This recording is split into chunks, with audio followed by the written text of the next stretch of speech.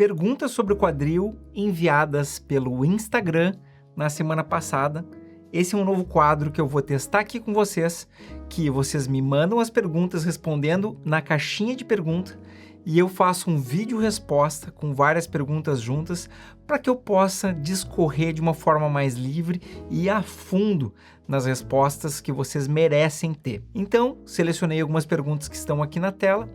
Vamos começar o nosso quadro e vocês me digam nos comentários o que vocês acham desse vídeo mais comprido com várias respostas, porque eu acho que é importante no assunto de saúde a gente poder aprofundar em algumas questões. Então vamos começar aqui com a pergunta da Alcione R127. Minha artrose é grau avançado. Por que ela começou a doer só depois da gravidez? O corpo feminino passa por diversas mudanças durante a gravidez. Então existe um grande aumento de peso, uma mudança de centro de gravidade e toda mudança hormonal que ajuda a mulher a ter a elasticidade necessária para ter o neném. E esses hormônios todos, eles até costumeiramente aliviam as dores da artrose nos primeiros 2 trimestres e no final pode começar a incomodar. Mas quando nasce o bebê, todo aquele hormônio que estava no corpo feminino desaparece de uma hora para outra e aí muitas vezes a dor vem de uma forma mais intensa. O que pode ter acontecido, Alcione, é que esse momento da gravidez pode ter sido a gota d'água para aquele finalzinho do desgaste que se transforma de uma maneira que estava assintomática para agora se tornar assintomática. Imagina o seguinte, que nem um copo d'água. A gente vai enchendo a água, enchendo, mas é que na última gotinha d'água é que transborda o copo. Então, essa pode ser uma das explicações por que começou a doer após a gravidez. Mas que bom que tu pôde levar a tua gravidez aí até o final, direitinho, ter teu filho, e agora tem que tratar a artrose. Conforme o grau, pode ser um tratamento não cirúrgico, e conforme o grau, pode ser um tratamento que envolva algum tipo de cirurgia. Aí é uma questão de avaliar de forma individual. Boa, vamos começar uma outra pergunta aqui, da gabifreitas.adv. Hiperelasticidade, pode aumentar dor no quadril? Pode. Isso é uma situação comum que ocorre muito em bailarinas, por exemplo. As bailarinas não se tornam elásticas por serem bailarinas. Elas se tornaram bailarinas porque foram selecionadas entre as pessoas que tinham, as meninas, as pessoas que tinham a maior mobilidade da sua articulação. Então o balé faz uma seleção das pessoas que têm uma maior mobilidade e elasticidade. E tem algumas pessoas que têm vários tecidos do seu corpo hiperelásticos. Essas pessoas têm que cuidar com alongamentos. Muitas vezes, quem tem uma elasticidade aumentada, o alongamento pode ser prejudicial, porque a pessoa não precisa alongar a musculatura, nem o tendão e nem a cápsula. E o que acaba restringindo o movimento dessas pessoas, então? É a articulação. Então, no caso do ombro, no caso do quadril, com o constante alongamento dessa articulação para quem tem uma elasticidade aumentada, ela pode acabar prejudicando a articulação em questão. Muita atenção em relação a isso. Vamos lá para a próxima pergunta aqui. A Érica Caetano. Fiz descompressão há 1 ano e sinto dor na virilha e no joelho. É normal? Pessoal, o que é a descompressão? A descompressão é aquela cirurgia que faz alguns furinhos em direção à cabeça do fêmur. Em geral, que ela é feita para tratar a osteonecrose, que é uma doença da circulação óssea de dentro da cabeça do fêmur. Normalmente, esses pacientes têm que seguir um acompanhamento, 6 meses, 1 ano, fazer alguns exames conforme o médico pode mudar a rotina. Eu faço a ressonância com 6 meses, depois com 1 ano. E pode acontecer da cirurgia não ter sido efetiva e não restaurar a circulação da cabeça do fêmur. Nesse caso, pode ter ocorrido o que a gente chama de colapso, que é o afundamento do osso que está embaixo da cartilagem, ou até mesmo o desgaste da cartilagem com o mínimo colapso que exista. Então, ocorre uma progressão de uma osteonecrose grau 2, que é quando se faz a descompressão, para uma osteonecrose grau 3. A partir desse momento, que ela é uma grau 3, ela começa a gastar de uma forma lenta e progressiva a cartilagem. Claro que esse lenta e progressiva pode variar conforme a patologia, conforme a doença em questão. Às vezes pode ser mais rápido. E se isso estiver acontecendo, às vezes pode ser que o único tratamento seja a prótese do quadril, no caso de um desgaste mais avançado, ou outras terapias viscobiológicas no caso de desgaste que não esteja tão avançado ainda. Então, Érica, vai ter que olhar bem o teu caso direitinho para definir qual vai ser a melhor terapia, a melhor indicação, tá? Vamos pegar uma outra pergunta aqui. O J. Victor Silva 19 mandou no Instagram. Estou com IFA, impacto femoroacetabular, porém não sinto tanta dor, apenas incômodo. Cirurgia é necessário? Então, J. Victor, a indicação cirúrgica para o impacto femoroacetabular, ela é uma união de dois fatores. É a dor e as alterações anatômicas que se apresentam nos exames complementares. O que pode acontecer muitas vezes, que é comum do sexo masculino, inclusive, é a pessoa ter poucos sintomas. E quando tem poucos sintomas, e aqui o incômodo nada mais é do que uma dor num nível mais baixo, quando a pessoa tem poucos sintomas, a gente tem que analisar se existe algum indício secundário de que esteja causando um desgaste, um dano na cartilagem do paciente. Então, algumas modificações no exame de ressonância podem dar indícios de que isso está acontecendo. Nesse caso, mesmo com poucos sintomas, muitas vezes é preferível fazer a correção, desacelerar o desgaste que está acontecendo na articulação do quadril. Agora, uma outra situação também é o paciente que tem algum incômodo e tem um impacto femoroacetabular do tipo CAMI muito grande. Esse tipo de impacto a gente sabe que machuca muito a articulação. Então, é uma outra situação que mesmo com um nível de dor muito pequena, a gente pode optar e indicar para o paciente que realize a cirurgia para evitar a progressão do desgaste. Agora, uma terceira situação de exemplo seria o paciente que tem um incômodo pequeno, né, assim como tu relatou, mas também tem alterações nos exames muito pequenas e não tem nenhuma consequência na ressonância do impacto femoroacetabular. Nessa situação, a gente acompanha o paciente, mas indica fortalecimento muscular, pode ser feito fisioterapia, pode ser feito na academia, pode ser feito um gel de ácido hialurônico para ajudar a proteger a cartilagem, mas é uma situação onde a gente vai classificar o quadril do paciente no quadril em risco potencial, o que significa que pode ser que ele comece a gastar, mas pode ser que ele não gaste. E aí a gente faz um acompanhamento um pouco mais prolongado, repete a ressonância depois de um ano, se ela está igual, e o paciente está bem, ótimo. E se isso continuar dessa forma, pode repetir ela depois de 2 anos novamente. Se continuar dessa forma, só se acompanha com uma distância progressivamente aumentada. Mas também se ensina para o paciente alguns sinais de alerta em relação ao impacto e também algumas atividades que talvez sejam melhor o paciente evitar, como, por exemplo, agachamentos muito profundos, leg press, alguns alongamentos conforme o tipo do impacto femoroacetabular não são muito bons, então a gente acompanha o paciente e informa que ele tem risco de ter uma progressão, mas não quer dizer que essa progressão vai acontecer, tá certo? Boa pergunta essa aí, uma dúvida de muitos pacientes. Vamos lá, vamos pegar uma outra pergunta aqui. Suzy Dam. Doutor, operei faz 8 meses e ainda estou usando muleta. Não consigo levantar a perna ao caminhar.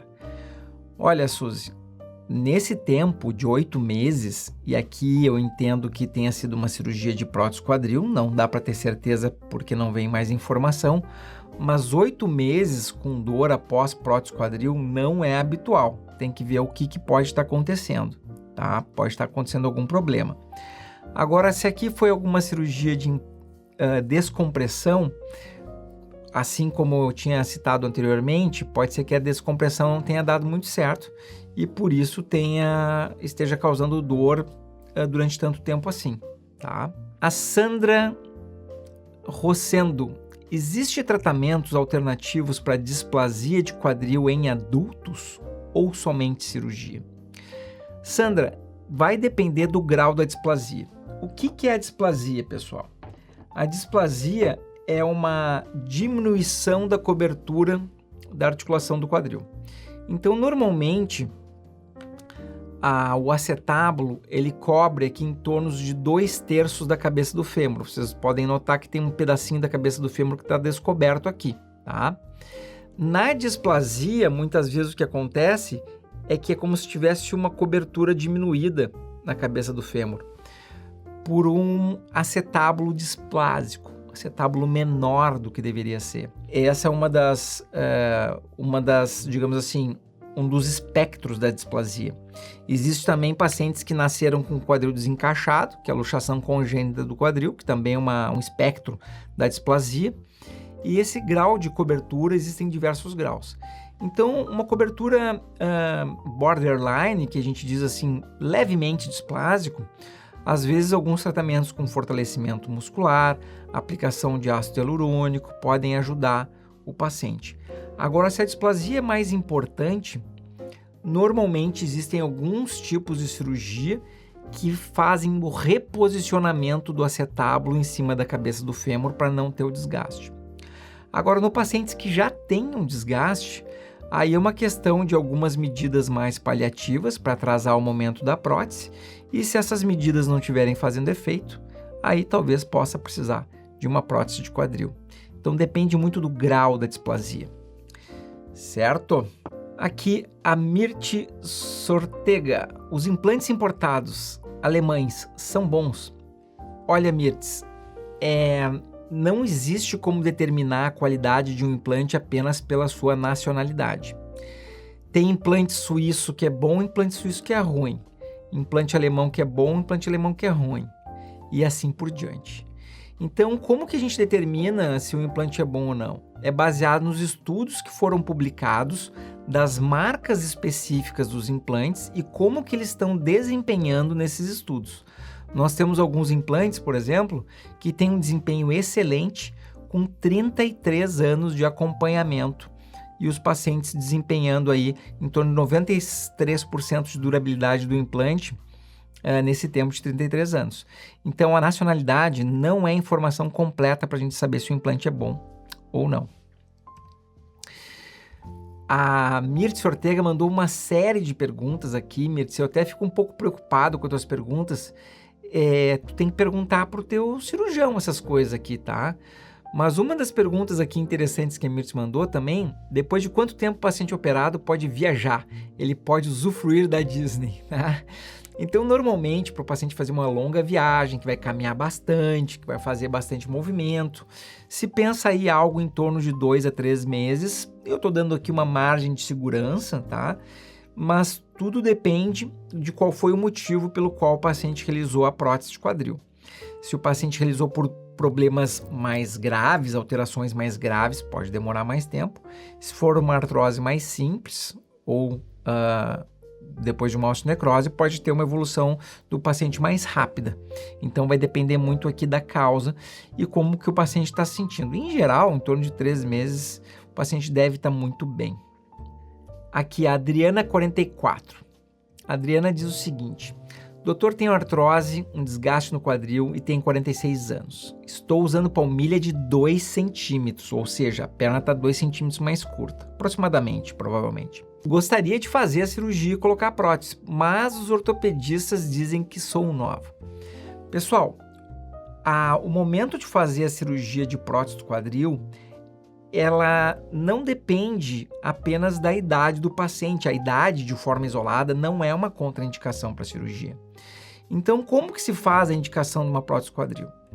Se o paciente tem um desgaste avançado ou uma osteonecrose avançada e as outras medidas paliativas não surtiram efeito e o paciente continua com dor e dificuldade de mobilidade, é o momento de se considerar a cirurgia de prótese do quadril, independente da idade.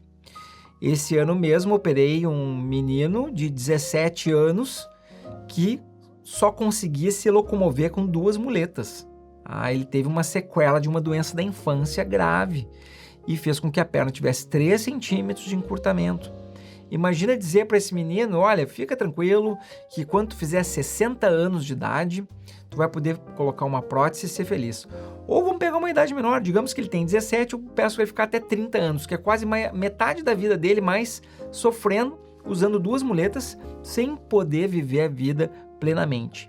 Então, pessoal, como a gente tem hoje, 2 fatores surgiram aqui na medicina que fizeram uma mudança de pensamento.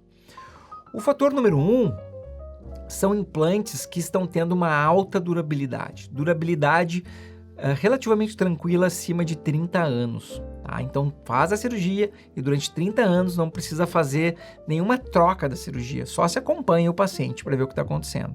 Então esse foi um fator. E o segundo fator foi um entendimento mais humano em relação ao paciente que está sofrendo dor decorrente da artrose, de que a vida acontece agora.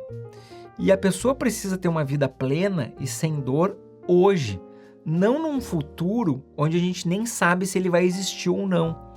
Essa modificação de pensamento e a durabilidade dos implantes fez com que a gente fizesse cirurgia progressivamente em pacientes mais novos. Obviamente, se existe uma outra maneira de melhorar a dor do paciente sem cirurgia, é sempre melhor essa opção. Mas a vida não é sempre da maneira como a gente quer. Graças a Deus que existe uma cirurgia que o paciente pode voltar à sua vida normal, fazer todas as suas atividades com pequenas restrições e recomendações, mas muito menos restrição do que o paciente estava antes da cirurgia. Um quadril com prótese ele não pode ser comparado com um quadril normal. Um quadril com prótese tem que ser comparado com um quadril como ele estava antes da cirurgia. E o grau da limitação nesse paciente de exemplo era muito maior antes da cirurgia do que depois. Depois ninguém vai saber que ele tem prótese, vai fazer suas atividades da sua vida aí praticamente normal. Então a idade, né, não é um fator determinante. Vamos adiante aqui nas perguntas de vocês. Foram várias perguntas e muito boa. Aqui o Luiz G.92, ele faz essa pergunta relacionada ao momento de colocar a prótese. Quando saber a hora de colocar a prótese? Bom, Luiz, uma das maneiras de quando saber a hora de colocar a prótese é a dor que o paciente está sentindo e os exames de imagem e a falta de mobilidade. São os 3 fatores mais importantes. Mas o mais importante de todos é a dor que o paciente está tendo. Tem um outro fator que a gente também tem que levar em consideração, é que se a perna começa a encurtar muito de tamanho, às custas de um dano ósseo, em especial da parte acetabular, pode estar começando a ficar mais complexa a cirurgia de prótese quadril, e com o aumento da complexidade da cirurgia, ela pode diminuir a vida útil da prótese. Então, uma prótese que iria durar 30 anos, ela pode durar menos tempo pelo aumento de complexidade da cirurgia. Pode precisar colocar enxerto, usar um material acetabular diferente, usar cunhas para defeitos acetabulares. Então, tem que ter um equilíbrio. Nessa situação, Luiz, eu aconselho muitos pacientes a fazer o seguinte: pega um calendário e vai marcando todo dia que tem dor, faz um X vermelho no calendário. Se teve dor e tomou algum analgésico anti-inflamatório, faz 2x vermelho. E no final de uns 2, 3 meses, tu olha o calendário para ver qual é a situação que está acontecendo. Porque a nossa cabeça, nossa memória é muito boa em esquecer a dor. Mas quando a gente começa a olhar num calendário, ou até mesmo perguntar para um familiar: olha, como é que tu acha que eu tô? Será que eu tô mancando demais? Tu acha que eu tô com muita dor? Porque às vezes a pessoa suprime tanto a dor que está tendo que não percebe o quão limitada ela está. Às vezes a pessoa começa a não caminhar mais, só anda de carro de um lado para o outro, quase não sai de casa, alguém convida para fazer alguma coisa, a pessoa diz que não está com vontade, mas na verdade a pessoa antecipa que não vai ter onde sentar e ela não quer ir para aquele lugar para não ficar constrangida e não constranger outras pessoas. Então tudo isso está envolvido na análise de tentar decidir qual é o melhor momento de fazer a cirurgia. Então é bom fazer uma conversa profunda aí com o teu médico sobre esse assunto. Aqui o Gasola _84. Posso andar de moto com prótese 2 quadris? Tenho 38 anos. Olha, não tem contraindicação de andar de moto, nem de bicicleta, nem a cavalo com prótese de quadril. Claro que no teu caso específico é importante saber se teve alguma condição diferente durante a cirurgia que isso possa ser impedido, mas usualmente a prótese quadril não vai impedir andar de moto, bicicleta, cavalo e etc. Claro que eu recomendo que a pessoa não caia de moto, nem com prótese, nem sem prótese. Então tem que cuidar quedas. Uma queda de moto com 2 próteses podem ter consequências maiores do que uma queda de moto sem prótese nenhuma. Então vamos ter cuidado em relação a isso. Aqui uma pergunta boa também sobre capsulite adesiva pós-artroscopia, a MAT-RGTV. Então, a capsulite adesiva pós-artroscopia ela pode acontecer em alguns pacientes, em especial se eles não tiveram uma reabilitação muito adequada de fisioterapia. É por isso que após a videoartroscopia a gente começa a reabilitação no dia da cirurgia. Já começa a fazer o movimento utilizando o CPM depois com a fisioterapia. E, se não me engano, a MAT-RGTV, ela perguntou também numa continuação se existe algum outro tratamento a não ser uma nova cirurgia. Existe, tá? Que seria o que a gente pode chamar de uma hidrodissecção, que é injetar um volume de soro fisiológico dentro da articulação do quadril sob anestesia para ver se essa aderência pode soltar. Já teve um caso que eu vi esse tipo de tratamento sendo feito que resolveu os sintomas do paciente. Também é importante ter certeza que é uma capsulite adesiva. Através, normalmente, de uma ressonância com contraste, pode-se aumentar o grau de certeza. Agora, se essa terapia não estiver funcionando, talvez possa precisar de uma nova cirurgia em relação a isso, tá? Aqui é Clemente Maiara. Olá, doutor. Qual o pior nível de osteonecrose e o que ocorre nesse nível? Então, a osteonecrose, a gente tem uma classificação que eu comento muito, uma classificação simples, que é de 0 a 4, onde o pior grau é o grau 4. Então, o grau 4 nada mais é do que uma osteonecrose, que é aquela doença da circulação, que após um determinado momento evoluiu para artrose. Então, o pior nível é quando a cabeça do fêmur fica achatada, como está sendo mostrado aqui, e a cartilagem vai gastando de uma forma progressiva, diminuindo o comprimento da perna e limitando muito o movimento do paciente. Acaba sendo o pior grau. Aqui, D_mãos de fada, D_mãos de fada. Doutor, o Pilates ajuda para quem tem artrose no quadril? Ajuda sim, o Pilates ajuda bastante, tá? Todo o fortalecimento da musculatura que está em volta da articulação do quadril é positivo para ajudar em relação à artrose. O que tem que cuidar só é respeitar as amplitudes de movimento de cada quadril com artrose.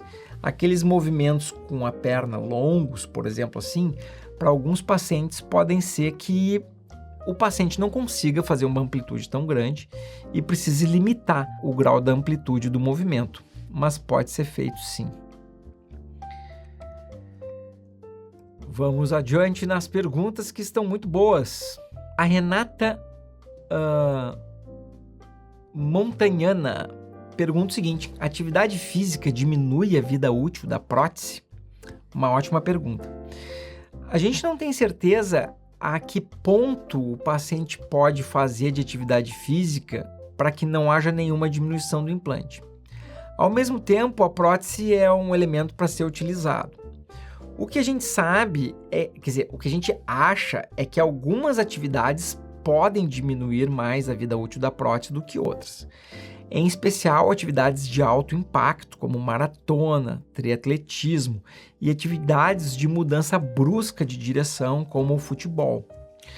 Então, está sendo feito um estudo de longo prazo, se não me engano é na Nova Zelândia, onde se colocou o mesmo tipo de prótese em 2 tipos de pacientes. Para um paciente fez recomendações de restrição de várias atividades e para outro grupo de pacientes não se fez restrição nenhuma. Disse o seguinte, faz o que quiser.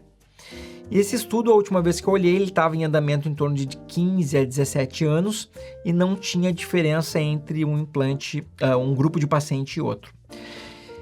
Isso é uma coisa que vai ter que se acompanhar num prazo maior ainda, especialmente após 30 anos. As próteses que têm superfície de cerâmica com cerâmica são as próteses que oferecem menos desgaste em laboratório e a gente acha que isso vai se traduzir para a vida real após um período de 30 a 40 anos. Não temos certeza, mas as próteses cerâmica praticamente não têm desgaste. Então a gente espera que a prótese dure para a vida toda. A gente não tem essa certeza se isso vai acontecer ainda. Então cada paciente vai ter que fazer uma análise de risco individual do nível de risco que ele quer correr com a atividade, né? Vou dar um exemplo aqui. Por exemplo, saltar de paraquedas. Eu acho uma atividade arriscada e eu prefiro não fazer. Eu não tenho prótese quadril, só estou dando uma comparação. Mas tem pacientes, tem pessoas que têm um perfil de risco diferente do meu e elas acham ok fazer salto de paraquedas, acho que não tem nenhum problema. Então, na verdade, o que vai ter que acontecer? O paciente, de forma individual, vai ter que analisar a sua tolerância ao risco conforme a atividade. Agora, pode caminhar infinito, bicicleta infinito, pode fazer musculação com alguns cuidados de alguns tipos de exercício. Não tem muita coisa. Jogar tênis, beach tênis, tudo isso aí dá para fazer com a prótese do quadril, tá? Eliana Santos Personal. Doutor, você faz consulta online, análise, exame para diagnóstico? Eu preciso muito. Claro, Eliana, hoje em dia, depois do advento da pandemia, a gente faz consultas à distância por telemedicina e presencialmente em Porto Alegre, em São Paulo. Aí é só escrever Davi Guzmão aí na internet que tu acha o contato das meninas para marcar a avaliação. Vamos lá. Perguntinhas, que vocês estão muito bons nas perguntas aqui.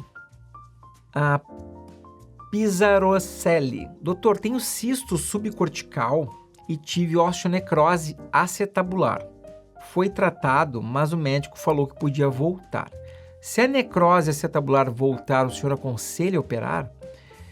Olha, Pisarocelli, eu não sei se não está confundindo aqui com o impacto femoroacetabular, tá? Mas eu vou levar em consideração que está falando da necrose mesmo.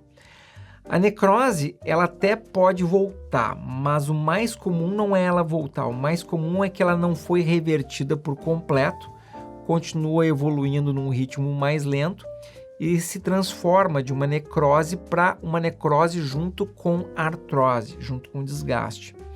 Numa situação dessas, um novo tratamento para necrose não faz muito sentido se houve o desgaste da cartilagem.